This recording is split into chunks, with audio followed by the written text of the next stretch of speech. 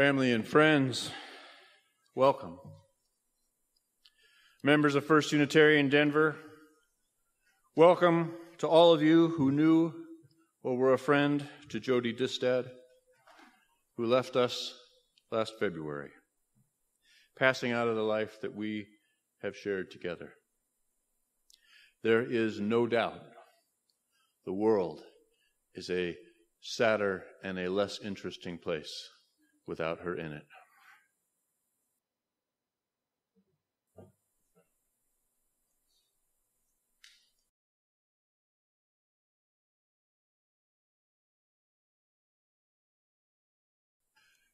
Our friend Jody passed away in the way she did most everything, which is to say, she did it her way, making her own choices as much as she possibly could, close to Keith and to Paul. And not for an instant did she willingly give up an ounce of the autonomy available to her. She did not choose the disease that claimed her body, but she sure as heck chose how she was going to deal with it. Amen? We've come together in this place, in this community that knew and loved her, this sanctuary of the Spirit where Jody spent many hours. We have come to celebrate her life. And there is much to celebrate. For Jody loved life, loved it so much that in her last few weeks, as her body weakened, she was able to trust life so much that she could affirm even its final act. And we know this is true because she told us. This is courage, and we should call it what it is, and be glad we have such magnificent teachers. A poet once wrote, "A butterfly lights beside us like a sunbeam, and for that brief moment its glory and beauty belong to the world. But then it flies on again. And though we wish it could have stayed, we feel so lucky to have seen it."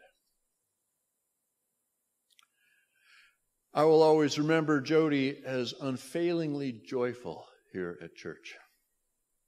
She would often sit in the back, used to be the soundboard, was over in that corner. She listened carefully on Sunday mornings. She missed nothing. She was one of the few people who, after a sermon, no matter how carefully I thought I had prepared it, even if it was already funny, or so I thought, she would point out the humor in what I had clearly missed. She had an amazingly broad store of knowledge and trivia in her beautiful mind. She could convey both information and profound subtlety in remarkably few words. She remembered books, movies, stories, jokes, places, people, things that people had said with remarkable alacrity. She had no time for fools or for pretense. Even so, I remember her as always gentle, always appreciative, always in a spirit of connection and helpfulness.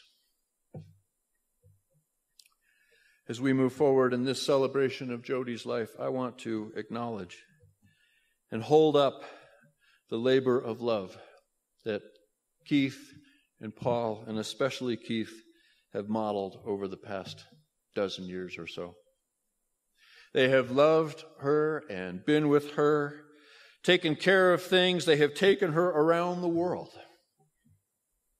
And they have done so with grace and tremendous love.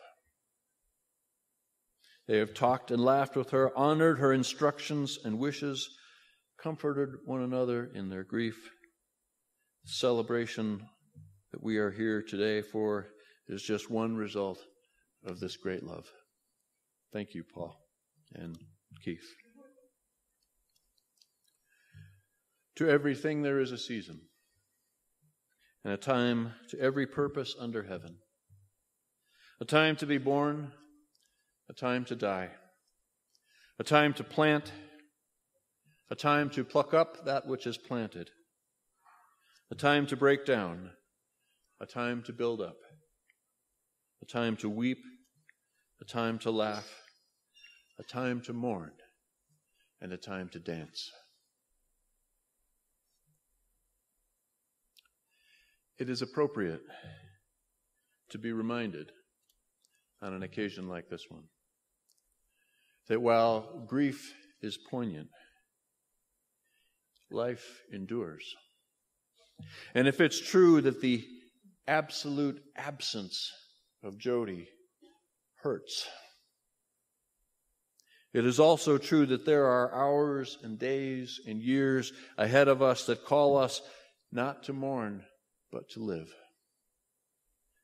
and to laugh, and to serve, and to celebrate creation while we have this precious chance.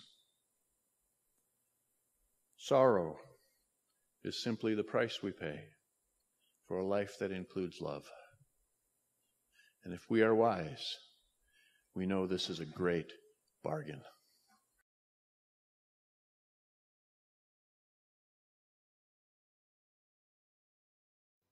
I'm Paul, Jody's son. Thank all of you very, very, very much for being here. It's really wonderful that everyone's in the same room to celebrate Mom's life. We all met Mom at different times in her life. Some of us knew her the first 30 years, and then we had to do our own thing. Some of us only knew her these past 10 years or 5 years here in Denver. So I thought we might start with a little overview of her life as a whole, seeing as everybody's understanding is bound to be at least a bit fragmented. Jody Disted was born in the late 1950s. Her parents were super white-bread, greatest generation Americans. Her father was Paul Distad, for whom I am named, a chemist, and her mother was Laverne Distad, born Chambers, a secretary. Paul was the unexpected 9th baby of a dour Lutheran Plains minister. His joy at Jody's birth, which is extreme because we have video that he took, he's really happy. Maybe it reflected his joy, the joy and probably surprise that his mother felt when he was born. He gave Jody intelligence and kindness and a desire to understand both the scientific world and the world scientifically. Also kind of her round face. Looks a lot like him. Laverne was the friendly, pretty daughter from the rounds of the guy from the wrong side of the tracks. And her joy in Jody's birth perhaps reflected an end to a life of relative privation. She gave Jody sociability, a delight in nature, and a bad attitude towards authority.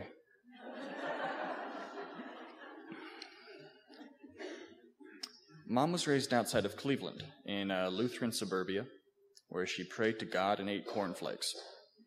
It was a little paradise, but it could not survive her mind's growth into adulthood, like most of her generation, like probably most of you. She eventually questioned the pillars of the faith. Her first real political argument with her parents came when she was 12. They voiced their dinner table support for the National Guard's firing upon students at Kent State, which was about 40 miles away. From that point on, I think Mom determined she would live a different life from them.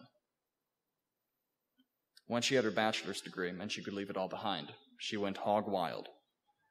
She married a man she had met at a Renaissance fair and moved to a farm where everyone talked philosophy and did drugs. But surprisingly, that guy turned out to be something of a loser. So, in the late 80s, she made a series of decisions.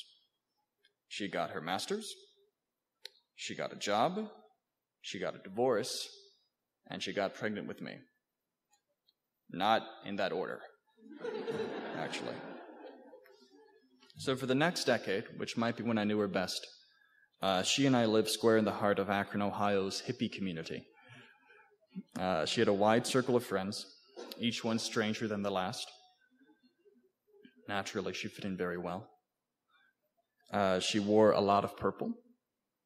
She dabbled in neo-paganism. She called herself the goddess. She played guitar. We sang Pete Seeger and Woody Guthrie and Bob Dylan. We went to music parties, and we jammed, and she hung out, and she discussed how to save the world through organic fish farming. From this period survived such wonderful photos. The one of her washing the car in a tie-dye sundress. The one where the grill is a 4-foot fireball, and she's picking out chunks of flaming bacon with tongs. The one of her dressed as an extraterrestrial while breastfeeding me in public. That's really great. So Jody really pursued her own lifestyle, and we can see this in how she raised me. The only food in the house was granola and cucumbers and vegetables.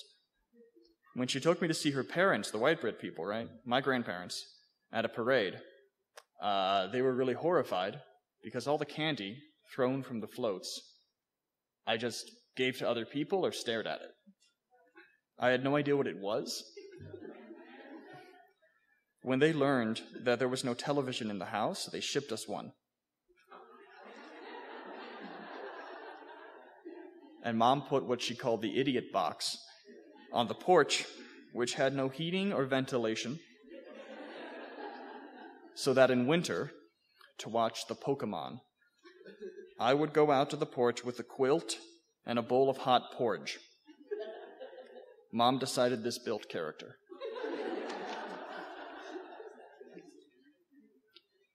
Most of all, indefinitely in contrast to earlier years, Mom really embodied self-determination in the 1990s. She raised me on her own, despite the disapproval of the petty elements of small-town America. She climbed the corporate ladder, despite a great deal of sexism and a pretty late start. She saved the world in her own small hippie way, by going to music parties and eating differently from other people and doing the taxes of an employee-owned organic food cooperative long before Whole Foods showed up. She eventually moved to South Carolina in 2001 for a big promotion, and a bigger raise, which would eventually make living here possible. She earned enough money to start taking vacations to Italy and Norway instead of Pennsylvania and Iowa. In South Carolina, she met in a hiking group the love of her life, my father Keith. She eventually even moved to her dream city of Denver, Colorado, along with her dream guy. Looking at Mom's life, you can see that Jody Distet was not given much, and that much was taken from her.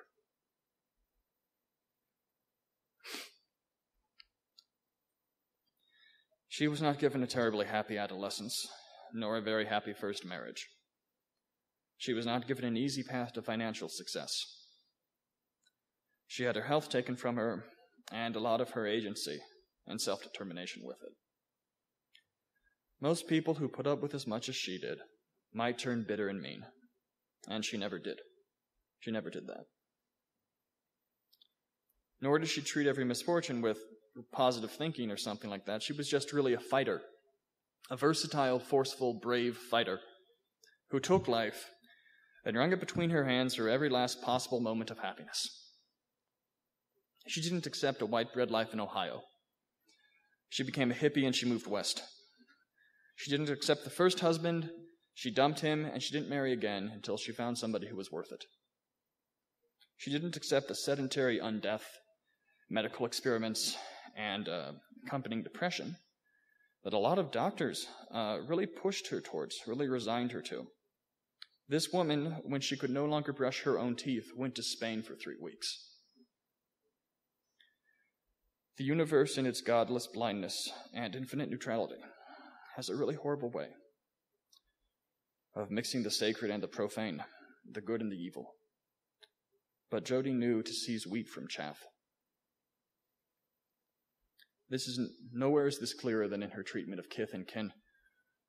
All while fighting tooth and nail, she cherished kindness in the home. She loved all those close to her, so it's all of you, and all who were kind to her in turn.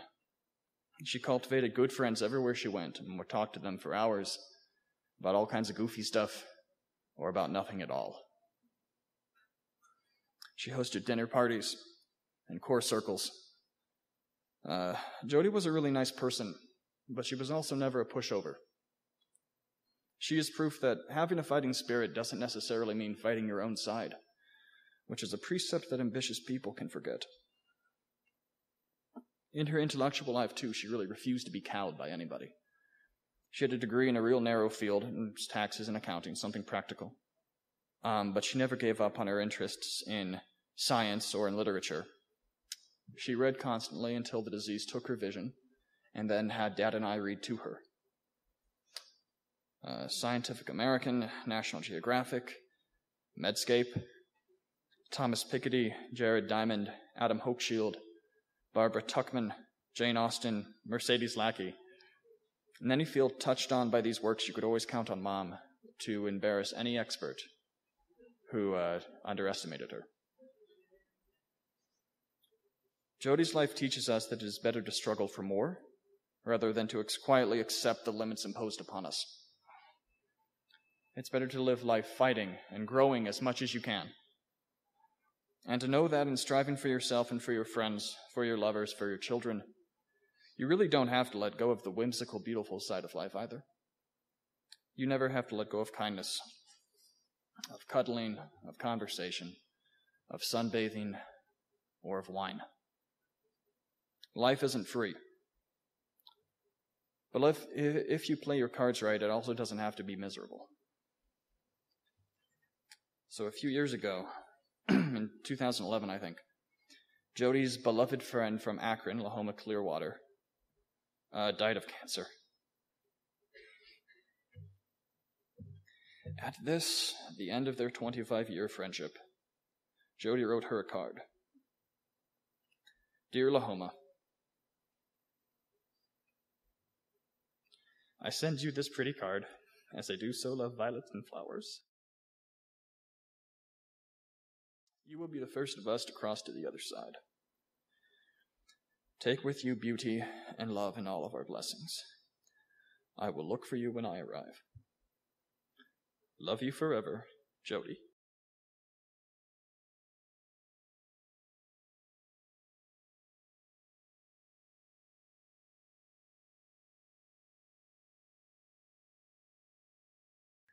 I'm Becky, the middle sister. Jody was 3 years old when I was born. I clung to her, and I did everything she did. I wanted to be exactly like her.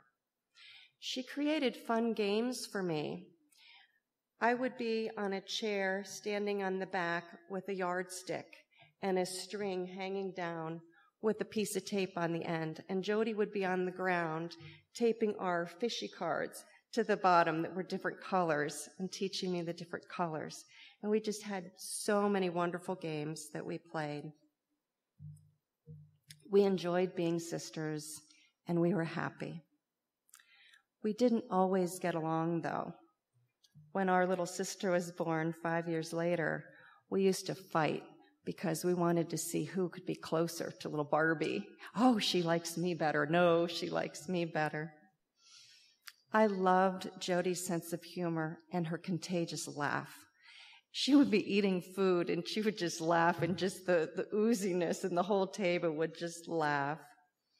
I loved how she renamed things that didn't fit, like McDonald's became Yuckdonald's, and Walmart became Walfart. She even named her wheelchair Sven, and all the gadgets that she needed to survive in her MS days. She definitely spoke her mind. She also taught my boys all the swear words when they were very young. I didn't have to worry about that lesson coming from kids at school. I always looked up to Jody. She was absolutely brilliant. Straight A's in school were normal for her and a struggle for me. I was happy things came to her so easily. She took care of all the details with everything when both of our parents died, and she was there for me when I really, really needed her. So now I accept her death as a relief from her suffering. I know she's free from pain now, and I know she's happy.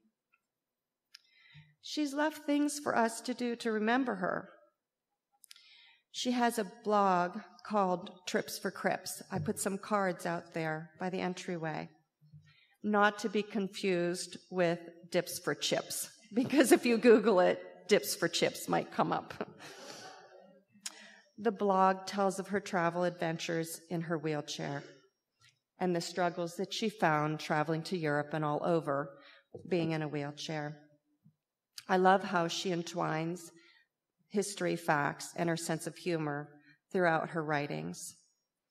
Her fight with MS exemplifies her strength and determination, which was a big part of who she was. We all miss her very much, and I just can't thank Keith and Paul enough for doing such a wonderful job taking care of her at the very end.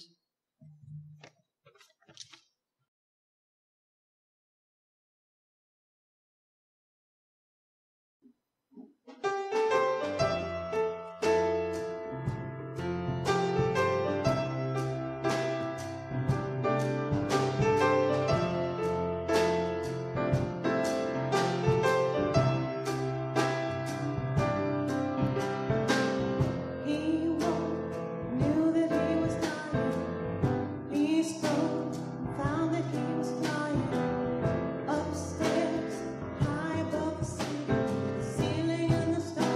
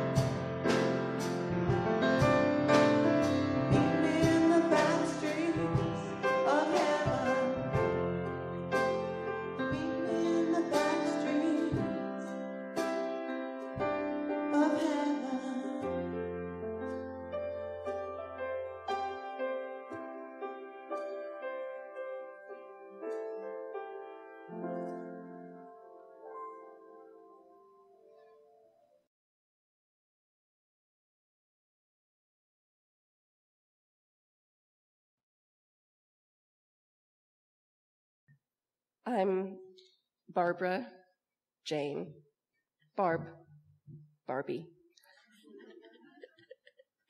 and the youngest. Jody named me Barbara, and Becky named me Jane, so I never left Barbie behind for Jody. About Jody, I want to share some things about Jody by telling you the kind of sister she was to me. She taught me to learn, to laugh, to listen, to question, and to rebel. There are so many ways in which my sister led me in the world. First, she led me into her life. It wasn't uncommon that Jody would head to the end of the hallway, slam her bedroom door. And I could go up and I could knock on the door and I could come in. And she let me into her life that way, and I felt so special. Jody also led me to learning. Before I was a teenager, she bought me an entire year of National Geographic. Trying to keep up with her and make her proud led me to work to read everyone from cover to cover. Needless to say, I never reached Jody's level. My childhood also included bits of Shakespeare, from naming her cat Grey Malkin, that I didn't understand until I was an adult. And I will always have in my head the double, toil and trouble, fire burn, and cauldron bubble. Macbeth was a favorite for her then. Jody also led me into the world of music. And, I don't know how many people my age had siblings that had the Rolling Stones Sticky Finger with the original zipper on the cover of that, but I got that from her. Who else would take you to a Dead show with her infant son?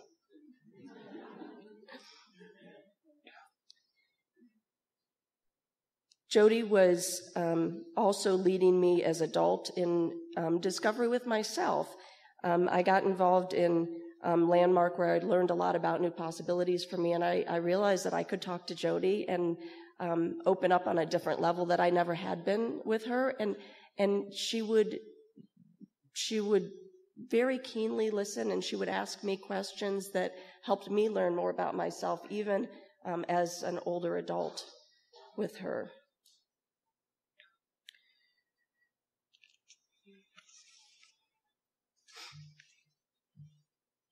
And I think saying something about her wouldn't be complete if I didn't mention that she brought me humor. Laughing at myself and at her. Despite all of her limitations, she was still able to laugh all the time.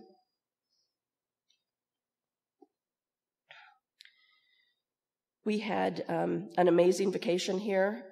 Kelvin and I came out to visit in September, and you wouldn't think that I would come to Jody's house and be envious of her, but her life and her lifestyle and the time with Keith and her together and seeing their interactions and their love for each other was really fantastic. And I really wanted to come back more and more, but I didn't get that chance. One of my favorite stories that I'll never forget was in regard to arrowroot. And what I recall is it somehow ended with things didn't go right. A bag of arrowroot flew through the air and missed the garbage can. And I always knew also when Becky, Jody, and I were together that there would be long fits of giggles and possibly some misbehavior, and it was guaranteed that we were going to piss somebody off during that time. And it was really special. My sister also led me into a world of miraculous people, and having all of you here is a testament to that. Because of Jody, Keith came into our lives, and he has been such an amazing blessing for her and for us. And during this time, he showed such strength and endurance that I I could not imagine. It was a day-to-day struggle, and they just kept going on it together. And even watching them play off of each other and the funny things that they would say, I couldn't understand Jody many times, and I'd lean in, what is it, what can we get you? And I realized in the end she was telling us a joke. And then there's Paul, and I cannot tell you what an inspiration Paul was through all this, just so even, so solid, so silly, so light. It was everything that was needed at that time.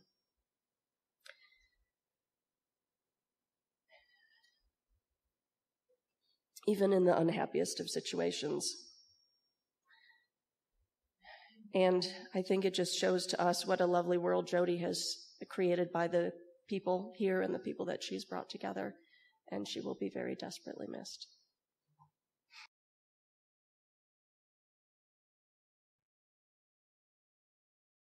Everyone knows I'm Keith.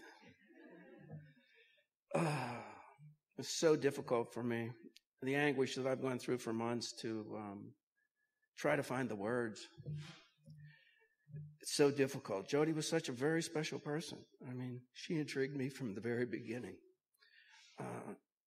We met in a parking lot in Furman University in Greenville, South Carolina, for a hike. We were both in a hike group, and first time I drove up with her and two other ladies, and we just had the greatest conversation and laughed, and we were laughing so hard we were crying. And I knew right then what a special person she was. She was so sociable and told great stories and such a great sense of humor. She was so smart, and we always had a wonderful time. Jody and I knew each other for a year as friends. One hike, I rode up with Jody by herself, and at that time I decided after a little drive up there that I would ask her out. And on the hike, Jody was in the back and I was up in the front. I always walked a little faster than her. She always gave me heck for that. And I told one of the women up front, Sandra, that I was going to ask Jody out. And I didn't know it at the time, but Sandra immediately ran to Jody and told her, Keith's a nice guy. He asks you out, you say yes.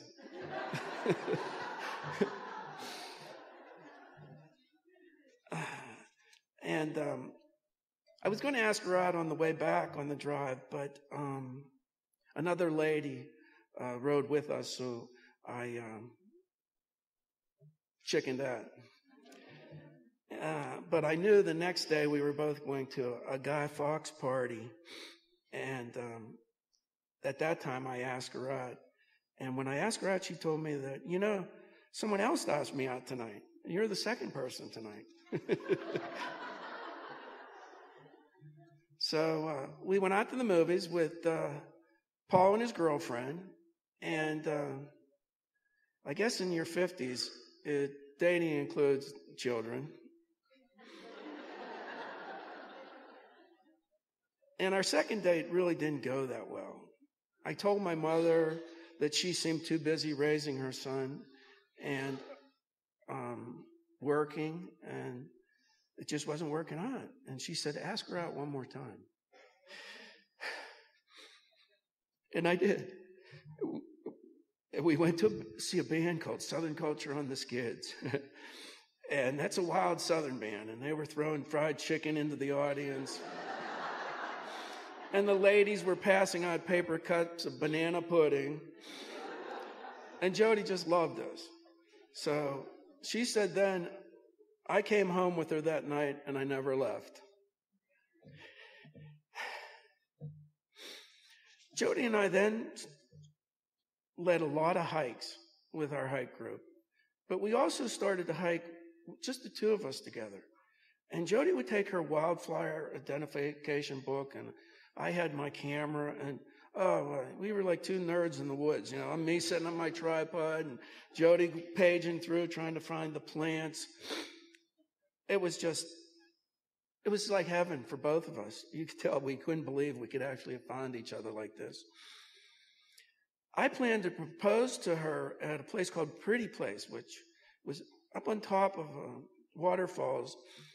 We didn't get that far. We got to the top of an area called Jones Gap, and it was right above a waterfall called Fall Creek Falls. And Jody always joked that it was another stop called Hospital Rock because we were so old. I said, "Do you want to get married?" She said, "Not right now." And I said, "Well, I didn't bring a minister or a priest." But she was so scared. But she took the ring, and we knew that we were going to get married. Sunday nights at the Greenville Unitarian Fellowship, which is surprisingly called Goof. Jody loved that name. And we would show movies from all over the world, and we'd make food that was from the same country as the movie was, or related to the movie. And then when we decided to get married, we said, well, why don't we do a potluck? Because it's working so good for these movies. And we gave it a try, and I thought it was going to be a big mistake. I thought, oh man, how are you going to have that many people do a potluck? And but it went off terrific. Everyone said the food was the best food they ever had, and they had such a great time. And it was one of the nicest weddings that I've ever been to, and I used to take pictures at weddings. I was a wedding photographer for years. So that's why we're having a potluck tonight after the memorial here, too. So it goes along with the same theme. A little after Jody found out that she had MS in 2007, we wanted to move somewhere that had a good airport so that we could fly around the world. She always had plans of traveling. We talked and we decided that San Francisco was too expensive, Seattle was too rainy, and Santa Fe was just it was very artsy, but a little too dry. So I suggested Denver, and she said, good, that's where I wanted to go anyway.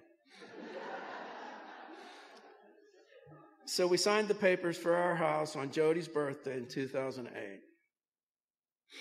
We didn't travel the first year because of the expense of moving, but we had so many great trips. We went to France in 2009 to see Paul, because he was over there teaching. And we went to France again. And then from France, we went to Belgium and the Netherlands in 2011. Then Jody and I did Scotland and Ireland in 2013. And in Reykjavik, the weather was so bad that I had to push her around to all the museums in a raincoat, and the wind was blowing, and I felt like a Viking pushing her through that awful weather.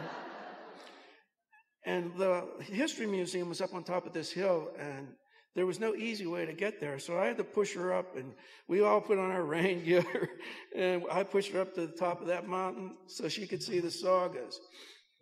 But when we got up there, the room where the sagas, there was a couple steps, and we couldn't get her up. But we were waited around long enough and finally they tried to bring out a ramp, and the ramp was too steep for it. So finally we said, heck with it, why don't we just lift her up? So 4 of us lifted her up, and she got to see the sagas that she really wanted to see. She put up a good fight. Oh, no. And finally, our last trip, we went to Spain in 2015. That was one of our most favorite trips, too. And Jody put up such a good fight.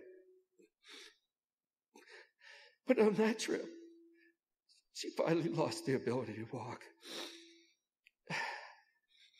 We loved Denver so much, with the museums especially the Dam, the Kirkland, and the Allianza group.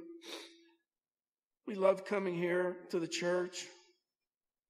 We tried to do everything there was to do in Denver, see the town we had adopted and loved so much.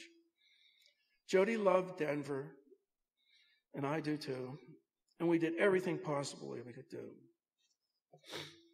The love we had was so unique. Neither one of us ever thought we'd find a person that we got along with like we did with each other. We always said that we were so lucky to have found each other. Some people never find the soulmate. Jody and I both waited 20 years to find each other. We thought we'd have a lot more time together and grow old, but we didn't get a chance. And I lost one page. Oh, there it is.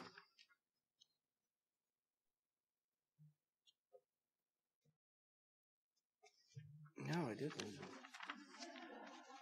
But the last thing I wanted to say is I just feel so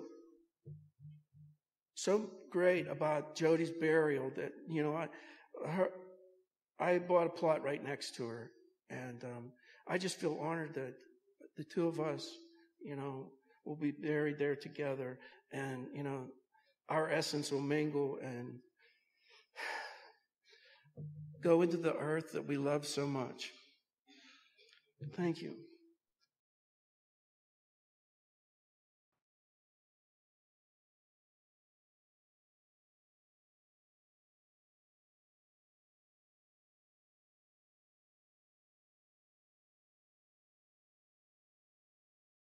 Catherine and I and friends of Jody sang this chant, "Listen, listen, listen," to her at a celebration in March of last year as we welcomed her into the community of wise older women, and I sang it to her in the hospice in February. The words to the chant are in your program, and there are only 2 phrases to learn. I sing in the alto range, so harmonize in a higher key, if you like. I will sing the chant through 1 time, and then please sing it with me 3 times.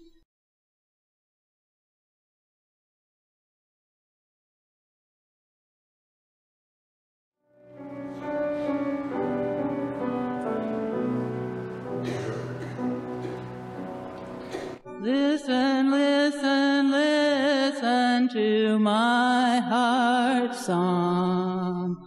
Listen, listen, listen to my heart's song. I will never forget you. I will never forsake you. I will never forget you. I will never forsake you. Listen, listen, listen to my heart's song. Listen, listen, listen to my heart's song. I will never forget you. I will never forsake you. I will never forget you. I will never forsake you. Listen, listen, listen to my heart's song. Listen, listen, listen to my heart's song. I will never forget you. I will never forsake you. I will never forget you. I will never forsake you. Listen, listen, listen to my heart's song. Listen, listen, listen to my heart's song. I will never forget you. I will never forsake you. I will never forget you. I will never never forsake you. Thank you.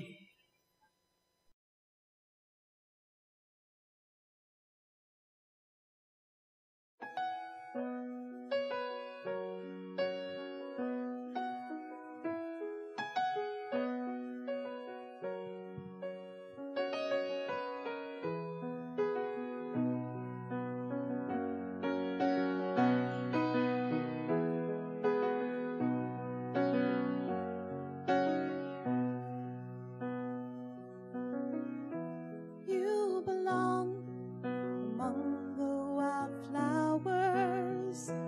You belong on a boat out at sea. Sail away, kill off the hours. You belong somewhere you feel free. Run away, find you a lover. Go away, somewhere bright and new. I've seen no other who compares with you. You belong among the wildflowers. You belong on a boat out at sea.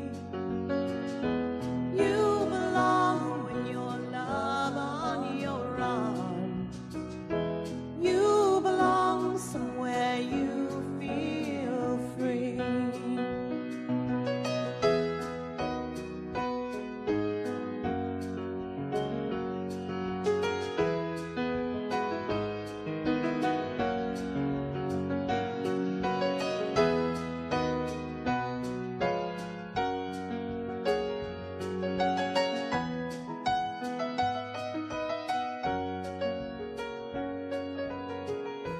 Run away, go find a lover.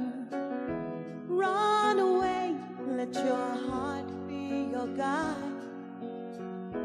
You deserve the deepest of cover.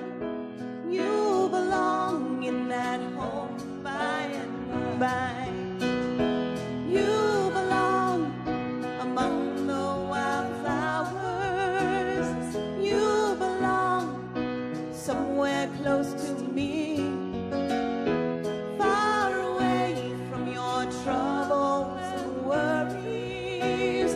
You belong somewhere you feel.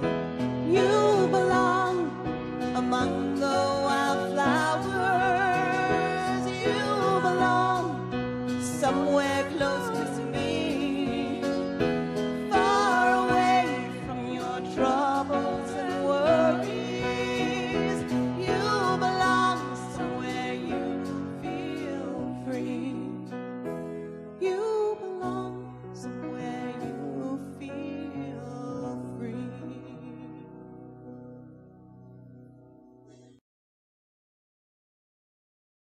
Have something you'd like to share on this occasion, please raise your hand or catch my eye, and I'll bring you the microphone. I'm Danae, and I'm her massage therapist. I met her because she used to work with my mom at Wagner Equipment Company. It was very lovely working with her, and I wanted to share the best advice she's ever given me and that anybody's ever given me throughout my entire life, and that's do it now. Don't wait for your retirement. Don't get so caught up in the bills and all that you don't enjoy the experiences of life. Do it now. Thank you. I'm Dave, and Jody was a longtime member of our group, Alianza, people dedicated to learning about cultures, especially New World cultures, and travel, especially in the Latin world. Jody came to many of our activities, lectures, and events, and her unfailing joy at being with us and her good humor was an inspiration to all of us. And I want to thank her for brightening our lives and thank Keith and her other family members for making her attendance possible. Thank you.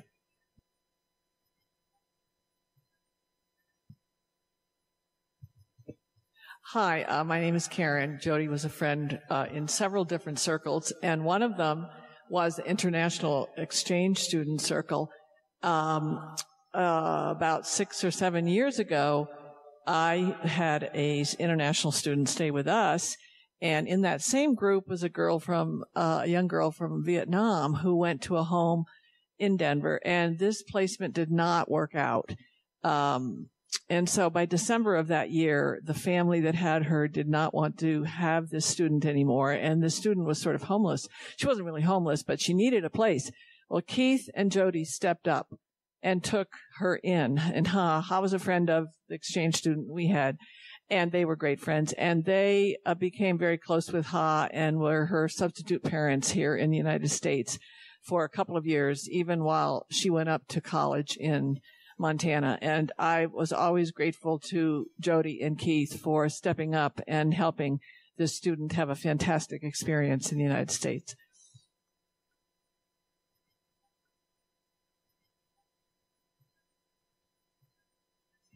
Hi, I'm Kenda Fuller. I was Jody's physical therapist, so I didn't meet her until she already had this nasty disease, and worked with her for, what was that, almost 10 years? Close. But I have to tell you, I've heard about all the stories of the family, so it's interesting to see these faces because we spent a long time walking on the treadmill and sitting on doing all this balance work. And so, and my husband designed this livable house for Jody. That's, if you've been there, it's beautiful. And I think that was very important to her to be able to stay in her house. As you said, she needed to make the rules. So I was so privileged to be with her, and was with her the moment that she died. That was another big privilege for me, and to know Keith and Paul. She loved you both so much.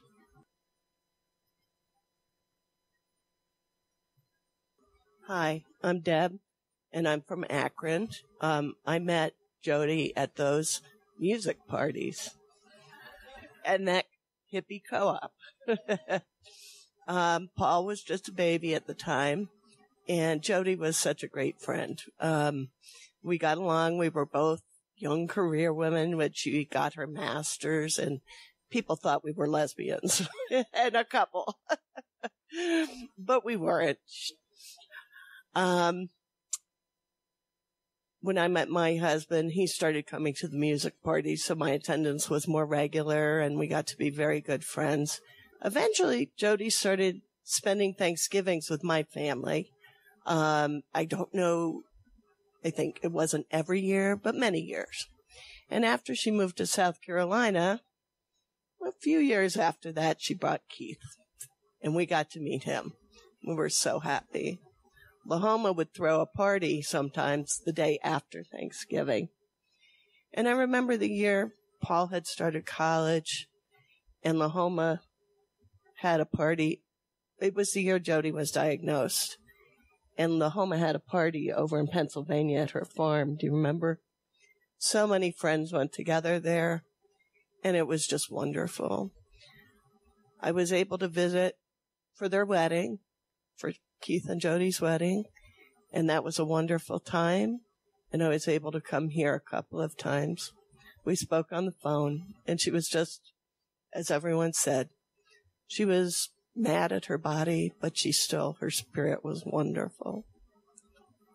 So I was privileged to know her, and so happy that Keith and Paul took such wonderful care of her. Thank you.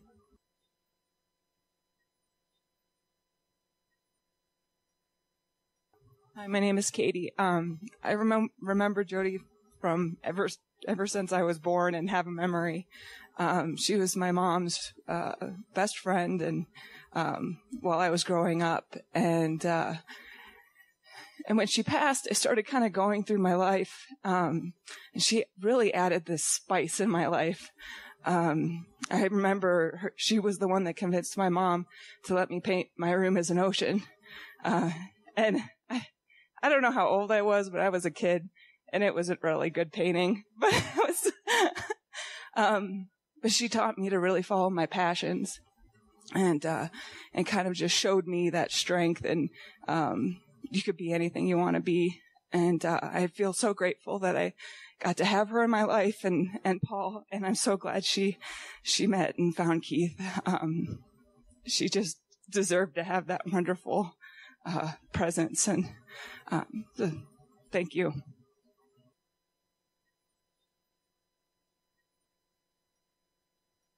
Hi, my name is Gretchen. I met Jody and Keith and Paul when Ha lived with them, because Ha was a friend of my daughter's in high school. And Jody and I, the first time I really got to meet her, I had invited her to a mother-daughter tea, and she was so excited because she never got to do mother-daughter stuff at all. But Jody and I would go to the art museum every other Friday, and we'd do a floor or half a floor, whatever she could do. And one day we did this little tour with a guide, and then we're walking by a picture, and Jody said to her, you know, this picture isn't marked correctly, because this queen was married to this guy, and you have it as this guy. And they're going, huh?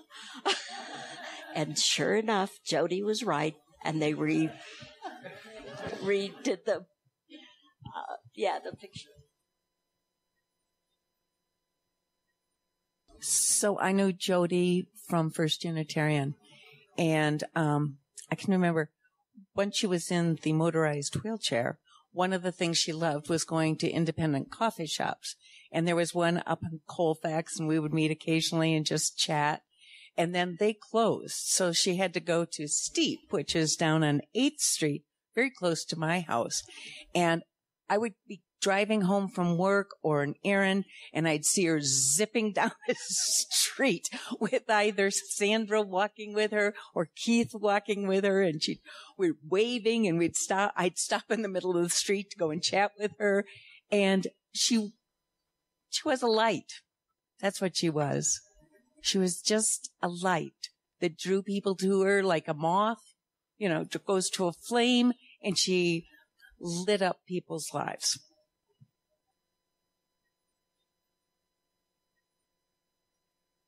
I'm Sandy, Neil, and Stefan. We were friends of Jody's through Becky. Becky is a relative. So my memory is her always, I was a linguist in college, and so my memory of her is French, Spanish, and Norwegian. And it just so happened that when she was studying Norwegian, my husband and I decided to study Norwegian the previous year. Discovered we had the same instructor. Now, Norwegian was not for me. I was not very good at it. So I just handed it over to my husband, and Jody and Neil took Norwegian together. And I'm laughing because Neil was slightly better in Norwegian than their Norwegian girl.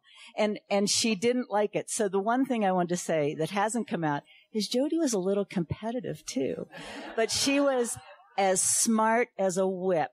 And I just always appreciated her humor and her intelligence.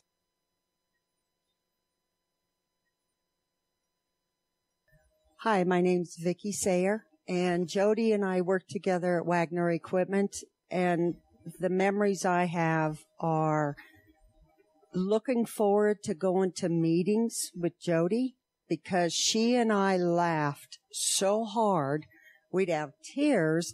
They couldn't start the meeting yet until the two of us would settle down. And sometimes even in the middle of the meeting, she and I would start cracking up laughing, just kind of looking at each other and give a smile. And then there were several times Keith would play on Wagner's Golf League with me, and Jody would come out, and sometimes we'd let her drive the cart.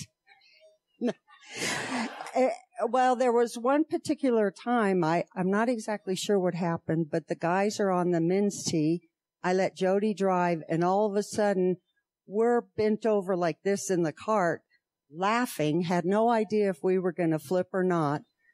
We pull up and Keith and my husband Lance had no idea what had happened. So she and I just laughed all the time. It was wonderful. Truly miss her.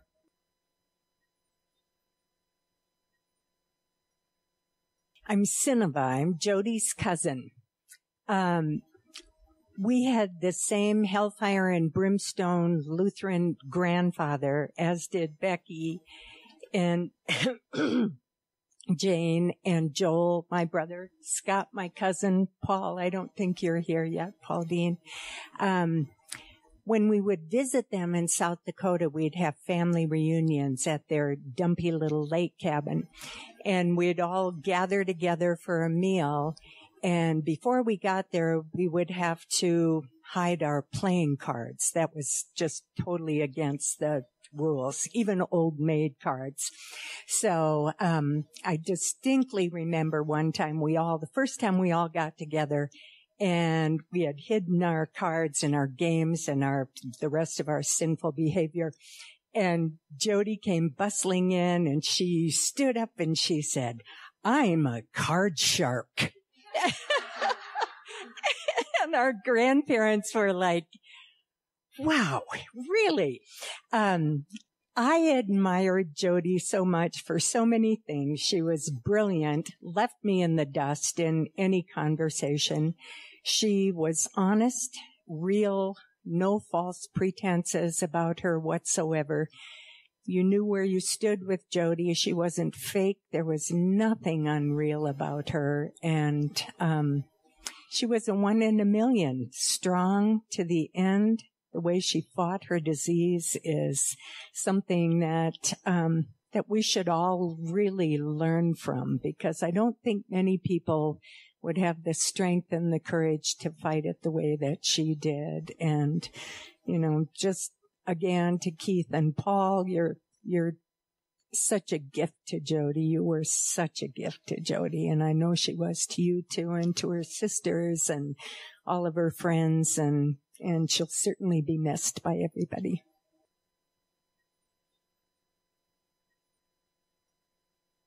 Hi, my name is Kelvin. I'm an example of somebody who was just touched by Jody in a very brief time. I met Jody only for 3 days in September. It was really valuable to me, and just kind of surprised at how much she touched me. But she was a force, and what struck me was that how much she wanted to communicate and tell you something, and so even in the later stages when she was having trouble trying to actually get her words out, she would then make it a little worse by getting into some white wine, and I thought maybe if I joined her with a little white wine, I'd understand what she was saying. It didn't work.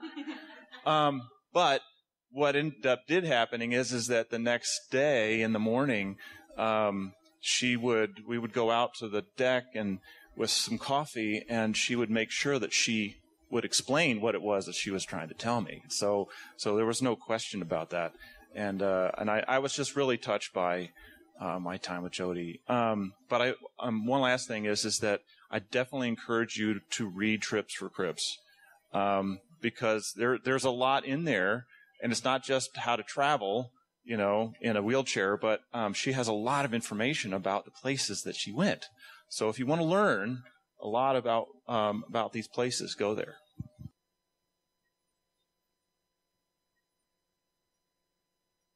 I'm Catherine, and I got acquainted with Jody at the fall church retreat that our families would go on, and found out that she was writing and I was writing, and it's something that you usually do by yourself, but we decided that we would get together and write once a week.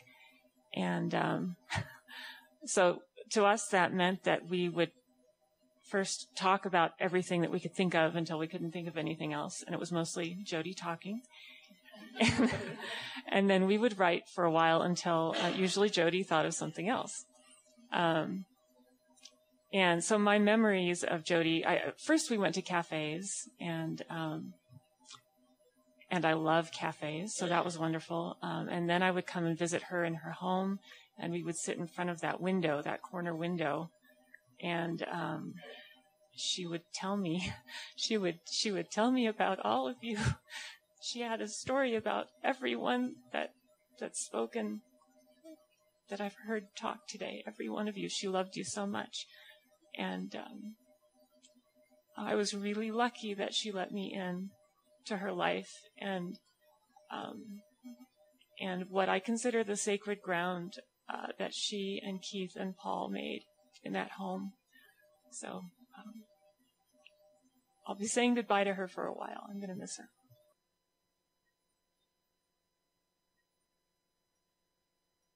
Hi, I'm Marvia, and I'm a neighbor of Jody and Keith. We had our neighborhood picnic yesterday, and we missed her so much.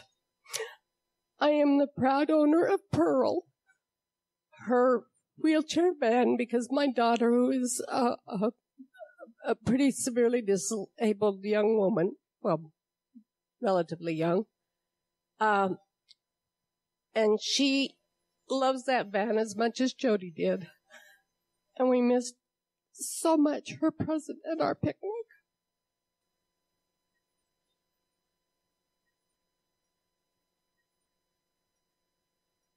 Hello, my name is Valerie, and I met Jody through the MS support group.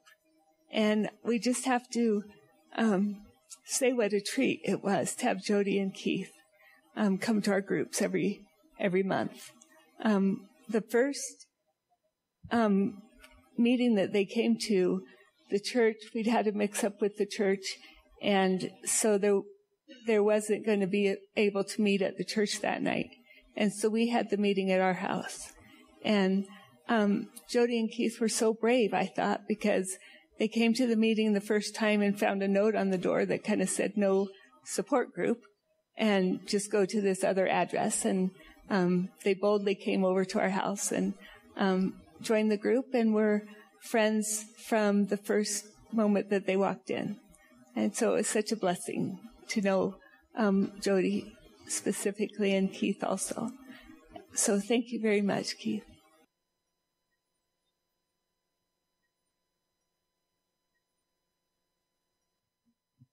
Hi, my name is Bryant. Though many of those of you who have read Trips for Crips might know me better as Barkley. And, Jody and I used to joke together that she was like a surrogate mother to me. And even though that was a joke, that was a relationship I took very seriously. And I knew Jody because I knew Paul. We went to college together at Allegheny College, Harvard of Northern Appalachia. And one time when I met Jody because one time I was in North Carolina visiting my aunt and uncle who live in Greenville, North Carolina. And Paul insisted that I come down to Greenville, South Carolina to visit him. And, they opened their home to me and let me into their home, and they gave me a lovely trip to Greenville. We watched Mulholland Drive together with Keith, and they took me to the art museum at Bob Jones. But there was one part of that trip that was very strange, which is that neither her nor Keith would call me by my right name. Apparently, they had, when they found out, they forgot what my name was supposed to be. And before I arrived there, they decided that my actual name was not Bryant, but Barkley. And Jody insisted on calling me Barkley forever. When she would talk to me on the phone, it would be, Barkley, can you believe what stupid thing the shrub is trying to do to America? Or, Barkley, where did I go wrong raising Paul? He's such a nerd. One time, I think after Jody had a couple glasses of wine, and not recognizing the difference between my cell phone number and my house phone number, accidentally called my father, who is a rather stern man, a man so stern, in fact, that he thinks Puritans are rather frivolous. And she called him up and demanding that he let her talk to Barkley. where's Barkley? Where's Barkley? I need to talk to him. I need to talk to him. I need to tell him why I named Paul J. And, which if you don't know, that's Paul's secret first name, the letter J. And my father, having no idea of what on earth was happening, said to her, "Ma'am, I don't know who that is," and then hung up the phone on her. And then, presuming that I was the source of this trouble, as I am the source of all of his troubles, he called me up and started shouting at me as to asking me who was this crazy woman who called him up asking who Barkley was. And I said to my dad, "Well, I'm Barkley, and that's Paul's mom, and, well, Paul's mom is a little bit different." And Jody really was different. I remember once when I was traveling with her and Keith and Paul, so I had the great honor of going on one of their trips with them, in Louisiana. And we traveled from Louisiana to Dallas, and we were checking into this Airbnb in Dallas. And we were astronomically late. We were hours and hours late because there had been this really terrible ice storm coming across the highway. And it was, it was terrible. There were semi-trucks like sliding off the road. It was this catastrophe. I'd never seen an ice storm like it. And when we arrived there, Jody went barreling into this guy's apartment, driving Sven, like just crashing right through. And she started explaining to him, almost shouting at him as to why it was we were late. And I remember her saying, "It was terrible. It was horrible. There was lightning and thunder and ice cubes were bashing against our car. And it was like we had been cursed by the malevolent gods of anime." Which is about the strangest thing I've ever heard anyone say. And even though Paul and Keith and I were all just doubled over laughing, I will never forget the look on the guy's face who owned that apartment. This yuppie guy who might as well have had MBA tattooed on his forehead as he twisted up his lips and said, "Well, I'm going to leave now." And then just about ran out the door. Jody made an impression on people, because Jody was Jody. After all that she had gone through in her life that Paul was describing earlier, all that she had triumphed over, all that she battled every single day, in order to make her life a wonderful life, she just didn't care. She was not going to hide who she was or what she thought or what she felt from anybody on earth. And even when her body turned against her, even when, she couldn't even move under her own power anymore, she still would not let her life be anything but wonderful. I remember one time I was talking to Paul, just on the phone. We're having some conversation. We were talking through Skype, so I could see, I had video footage out of Paul's phone. And I remember all of a sudden in the middle of that conversation, Paul said to me, "I've got, mom's stuck. I gotta go. And he went running up the stairs with the phone so I could see what was happening. And he went into Jody's room. And Jody had been doing some sort of exercises. And she was lying on her back. And she couldn't get up. She couldn't move, right? Because that's where her muscle control was at that moment in her life. But she was just cackling with laughter. I'm stuck. You have to help me up." And Jody could find such happiness in life when her body had betrayed her and was, worse with every passing day. Whenever I think of her in that one moment and in all the moments that I knew her, I think how profoundly strong she was. And I think about her whenever I feel miserable about my life, or I feel, oh my goodness, I have a stain on my shirt. How can I possibly live? And I think of Jody and I think how weak I am and how I need to be strong like her, and how that life is this immense opportunity. It's this garden of delights, and that all you have to really do, is do what Jody did. And it's climb up into her electric wheelchair and good-naturedly shout at people to get out of her way and just go seize it. And, knowing her has been one of the great delights of my life. And, one of the great honors of my life is that I can say with sincerity that I loved her. I miss her very much.